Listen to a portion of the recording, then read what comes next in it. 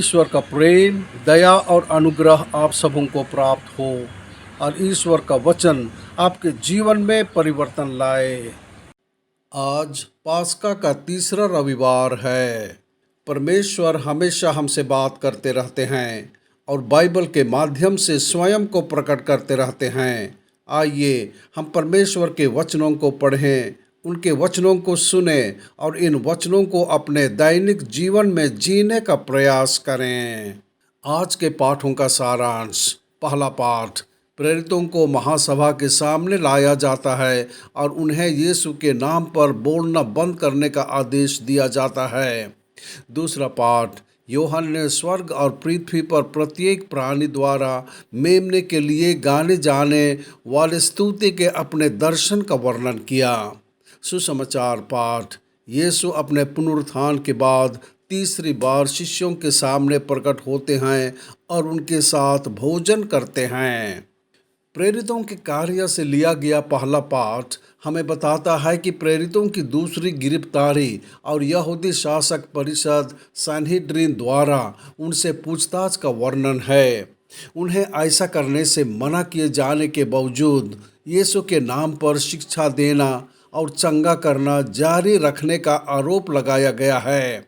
प्रेरितों ने साहसपूर्वक मानव अधिकारियों के ऊपर ईश्वर के प्रति अपनी आज्ञाकारिता की घोषणा की और पुष्टि की कि उन्हें यीशु के पुनरुत्थान का प्रचार करना चाहिए, जिसे परिषद ने क्रूस पर चढ़ाया था। क्रोधित परिषद ने प्रेरितों को कोड़े मारे और उन्हें यीशु के नाम पर फिर से न बोलने का आदेश दिया, लेकिन प्रेरितों ने यीशु के नाम के लिए अपने दुख में आनंदित होकर अपने जीवन की परवाह न करते हुए खुले आम प्रचार करना जारी रखा। दूसरे पाठ में प्रकाशन ग्रंथ में स्वर्ग में परमेश्वर और मेमने की ओर निर्देशित स्तुति और आराधना का एक सार्वभौमिक कोरस दर्शाया गया है।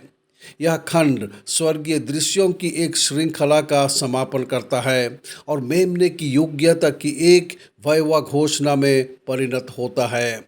यह मेमने की भूमिका पर जोर देता है जो मारा गया था और अब सार्वभौमिक सम्मान, महिमा और आशीर्वाद प्राप्त करता है। यूहन्ना से लिया गया सुसमाचार पाठ यीशु के पुनरुत्थान के बाद उसके शिष्यों के सामने प्रकट होने का वर्णन करता है, विशेष रूप से पतरस के सामने, जिसने उसे 3 बार अस्वीकार किया था। यीशु उन्हें चमत्कारिक रूप से बहुत सारी मछलियां पकड़ने के लिए मार्गदर्शन करता है और फिर वे साथ में नाश्ता करते हैं, जिससे प्रेम और नेतृत्व के बारे में एक महत्वपूर्ण संवाद होता है।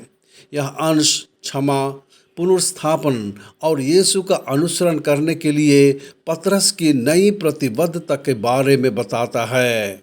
आज का सुसमाचार हमें सिखाता है कि यीशु हमें क्षमा करता है और पुनर्स्थापित करता है, जैसा कि उसने पतरस के साथ किया था, जिसने उसे अस्वीकार कर दिया था।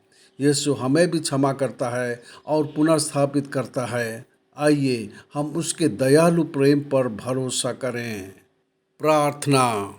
हे प्रभु यीशु ख्रिस्त, हमें आपके पुनरुत्थान को समझने में सहायता करें और हमें हमारी सांसारिक मृत्यु के बाद अनंत जीवन प्रदान करें।